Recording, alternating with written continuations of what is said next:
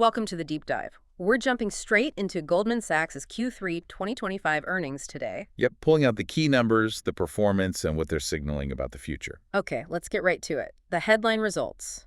They looked really good. Definitely a strong beat. Diluted earnings per share came in at $12.25. The street was looking for what, $11? Exactly. So a solid beat there. And that's a huge jump, like 46% compared to Q3 last year. And revenues too. Revenues were strong, $15.18 billion against expectations of maybe $14.1 billion. So up 20% year on year. Okay, so the top line looks great. What about profitability efficiency? That's where it gets interesting. Their annualized return on equity, the ROE, was 14.2% for the quarter. 14.2%. That's a very healthy number. Shows they're using capital effectively. It really does, and signals strength beyond just, a good market cycle. But given how strong those M&A fees were, which we'll get to, you might almost expect, I don't know, even better efficiency. That's fair. Looking year to date, their efficiency ratio did get better. It's down to 62.1% from 64.3% last year. So, improvement, but still room to run, maybe. Seems like management thinks so. They keep talking about efficiency. And fundamentally, the core value's growing book value per share is up over 5% this year, hit $353.79. So good numbers now. How did the CEO, David Solomon, frame all this, looking ahead? He pointed to the strength of our client franchise and the improved market environment. Pretty standard stuff. But there was a note of caution, too, wasn't there? Yeah, he quickly pivoted to discipline, strong risk management, because, quote, conditions can change quickly. Which they certainly can, and they mentioned technology helping with that. Exactly. The longer-term priorities he mentioned were operating more efficiently, delivering the whole firm seamlessly. Right. And specifically called out being helped by new AI technologies. Okay, so it's not just about riding the current wave. It's about building for maybe rougher seas ahead using tech. That seems to be the strategic narrative. Use AI to build resilience. All right, let's break down where that revenue surge actually came from. Global banking and markets. That was the big story, right? Oh, yeah. GB&M was huge, and specifically, investment banking was the main engine. Right, that confirmed the deal-making environment is, well, hot again. Definitely. Investment banking fees overall jumped, 42% year over year? $2.66 billion. Which was way above what analysts expected, something like $500 million higher. That's right. And driven mostly by advisory revenues M&A. They were up 60% because so many deals actually closed. And the financing side kept up. Debt underwriting was strong too, up 30%, mostly from leveraged finance activity picking up, so advising on the deals and financing them too. That M&A surge is impressive, but is it sustainable? Any warning signs in the pipeline data? Ah, yes, the caveat. While Q3 was great because deals completed, the backlog of future deals was, quote, essentially unchanged from Q2. So they cleared the decks, but maybe didn't refill the pipeline at the same rate? Potentially. It means they consumed a lot of their existing deal inventory. Something to watch. Definitely. Okay, interesting point. Now, moving from fees to trading.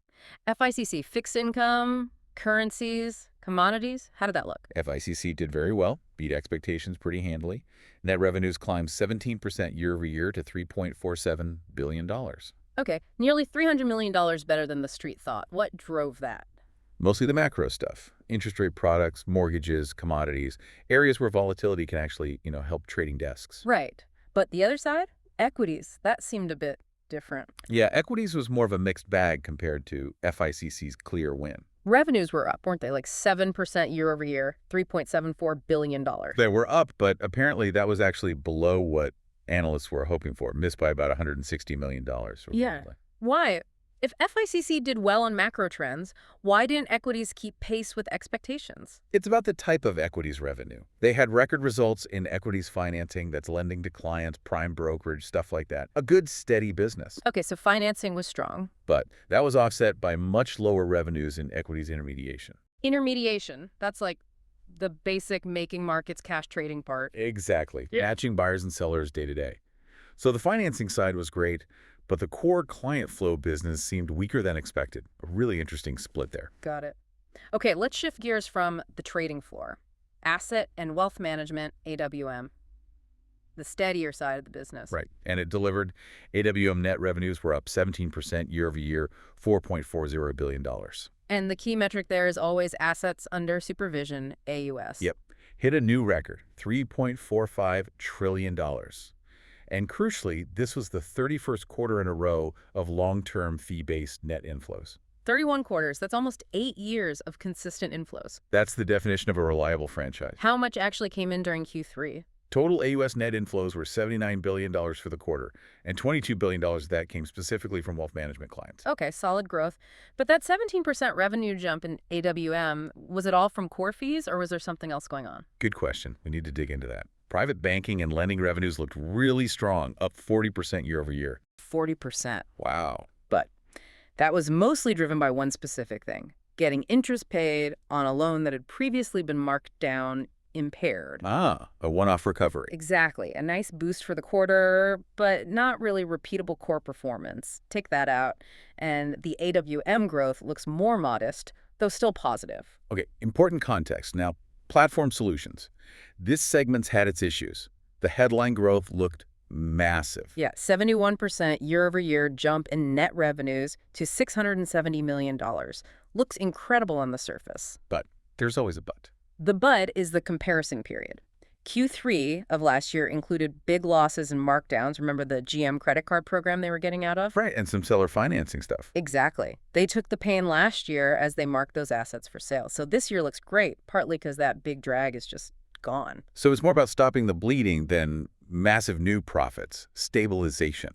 Pretty much. It's cleaning up the portfolio, which doesn't mean the risks are zero, of course. Still got that credit card portfolio exposure. Right. And you see that in the credit costs. Provision for credit losses was $339 million this quarter. And that was mostly related to? Mostly the credit card book, driven by net charge-offs. So managing that consumer credit risk is still part of the story, even as the segment stabilizes overall. Okay, let's talk capital. Strong quarter like this, what are they doing with the money? Returning a good chunk to shareholders. About $3.25 billion went back to common shareholders in Q3. How did that break down? Buybacks, dividends? Both. $2 billion used for buybacks. They repurchased 2.8 million shares. At what price? Average cost was $718.60 per share. And the board also declared the regular quarterly dividend, $4 per share. So returning capital is clearly still a priority. Now, back to the cost side for a second. Expenses were up. They were. Total operating expenses rose 14% year over year. Management says this reflects the improved operating performance.